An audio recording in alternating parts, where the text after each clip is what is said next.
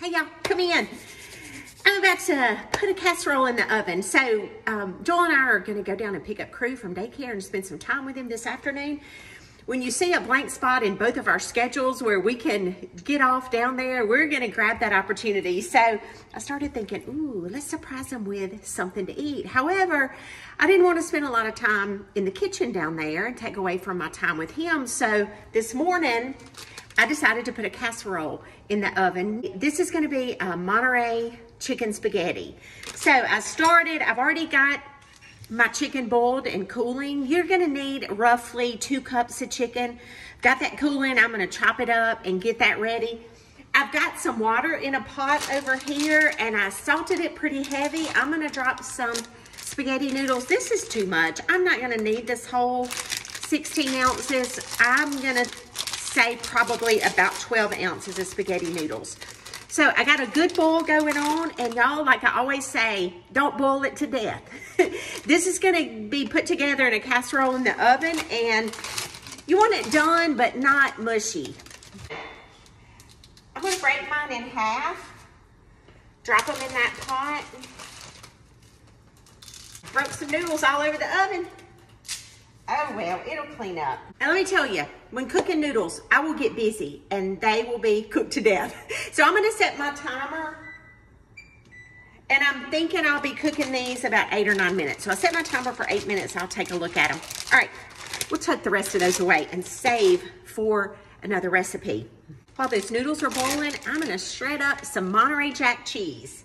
I will be using about roughly 2 cups. Uh-oh, wrong side. Not that really fine side. It only takes a jiffy to shred up some cheese, and it is way better. And honestly, it's a little bit cheaper. I just think it makes for better cooking. There we go. Let's check that. You see, I would have got busy shredding and I would have cooked my noodles to death. Let's check it.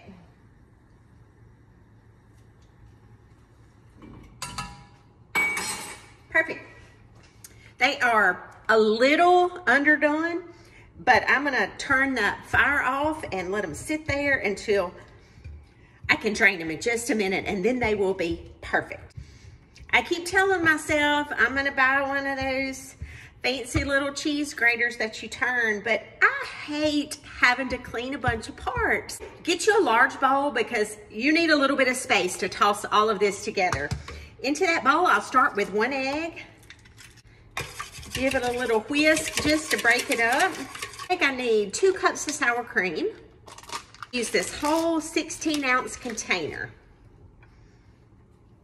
If that makes purchasing easier. If you don't keep sour cream at your house and you're grabbing some for this recipe, just grab you a 16-ounce and toss the whole container in. 1 can of cream of chicken soup. I'm gonna put half a cup of grated Parmesan, or like we call it around here, pizza cheese. Half a cup of pizza cheese. I need more pizza cheese. This is something we use a decent amount of around here. Joel puts it on his corn on the cob. Give it a stir. I'm gonna start with about 1/4 teaspoon of garlic powder. And you see, garlic is something we use a good bit of, so I've got the big old garlic from Sam's. That's 1/4 teaspoon for now, but we may add a little bit more. 1 teaspoon of salt and about 1/2 teaspoon of black pepper. I'm gonna stir in our chicken. This is a great recipe to grab a rotisserie chicken if you're pressed for time. I boiled this one, but about 2 to 3 cups. And about 2 cups of that shredded Monterey Jack cheese. Giving everything a whisk. This is a 12-ounce package of frozen chopped spinach that I've let thaw out. I didn't cook it. Well, I stuck it in the microwave for like a minute just because it wasn't completely defrosted. But it's gonna cook in your oven. Now, the thing with spinach, when you're putting it in this casserole, you need to squeeze all the water out or your casserole will be too soupy. So I've got a little strainer. You could get a tea towel, paper towels. If you've got some sturdy paper towels, you could dump this on that and just squeeze the water off, or, you know, a clean kitchen towel. But I'm just gonna put it in this strainer. I had this bowl that my chicken was in, and I'm just gonna put it right there and give it a squeeze. And it is impressive the amount of water that strains off of that spinach. So make sure you don't skip this part. I think that's good enough. Now, into my creamy mixture. One final thing before we add our noodles. This is a 6-ounce package of fried onions. We're gonna dump about half of this bag. And we're gonna save the other half to put on the top at the end to make us a crunchy topping. Stir that in. I've drained the water off my spaghetti noodles, and I'm gonna slowly start adding them to here.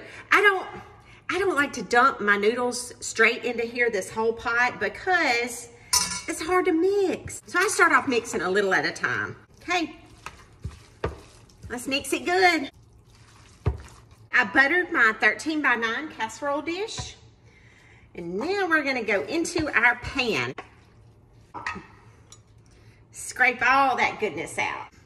And if you want to, you can sprinkle more cheese on top. I got plenty in here. I'm gonna go in a 350 oven until it's heated all the way through. So I'm gonna set my timer for about 30 minutes and come and check it. And now for the finishing touches. I had that in there about 35 minutes. I tested it in the center and tasted and made sure it was hot. And the rest of this package of fried onions on top. Just gonna go back in the oven and get them crunchy and toasted. So not very long. Well, isn't she a beauty? This is going south for dinner tonight. I put just a smidgen in this plate and let's have a bite. I need some of those crunchy onions on my bite. This with a nice vegetable piece of garlic bread would be so good. Steaming hot.